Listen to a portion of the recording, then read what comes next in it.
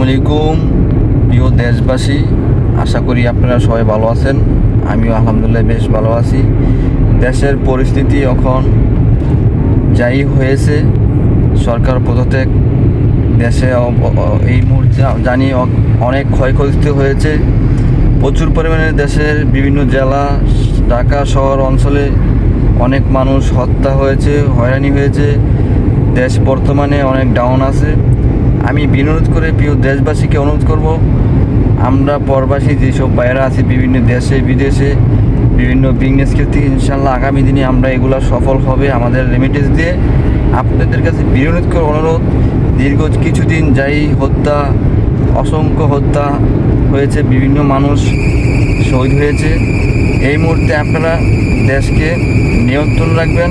সারা বিশ্বের মানুষ জানে বাংলাদেশে এই ছাত্র আন্দোলনে বিভিন্নভাবে বিভিন্ন অঙ্গসঙ্গ দল নিয়ে প্রচুর পরিমাণে মার্ডার, বিভিন্ন হত্যা হয়েছে।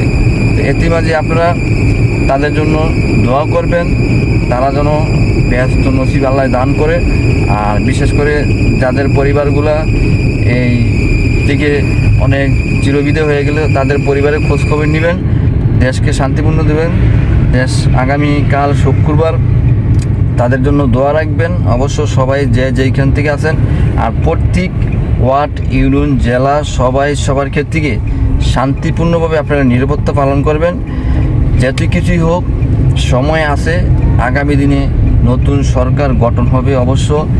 আপনারা এই মুহূর্তে দেশও কোনো হইয়াল্লা, কোনো জর্গাজার্গি, কাটাকাটি, মারামারি কোনো কিছুর ভিতরে লিপ্ত হবেন না। বিশেষ অনুরোধ, একজন ভালো মনের মানুষ পিছনে যাই হয়েছে, যাই কিছু করেছে, মানুষের জন্য এই পৃথিবী। তবে আপনারা ধৈর্যর সাথে ধৈর্যর, আমি সবসময় একটা কথা বলেছি, ধৈর্যের ফল আছে। তো অবশ্যই ধৈর্যের ফল আছে। আপনারা আগামী কিছুদিন ধৈর্য ধরেন, ধৈর্যের সাথে মনোশক্তি ঠান্ডাভাবে কাজ করেন।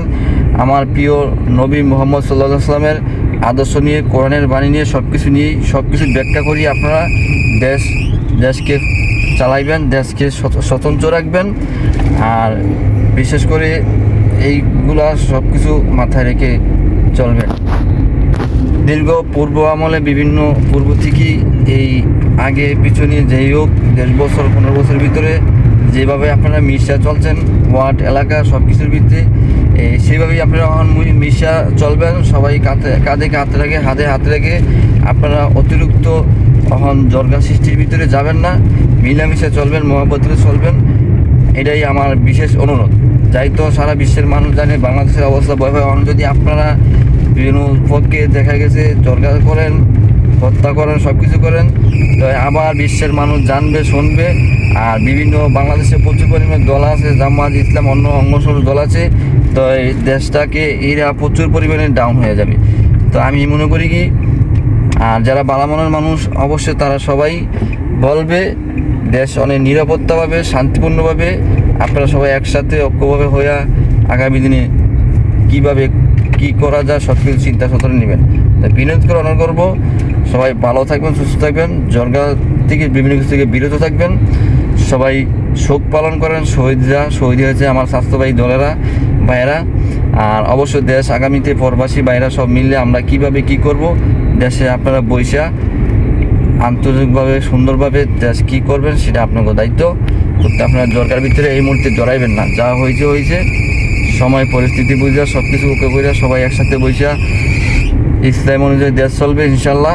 আগামী ইসলামের বাণী বাংলাদেশ দেওয়া হবে, এইটাই কথা।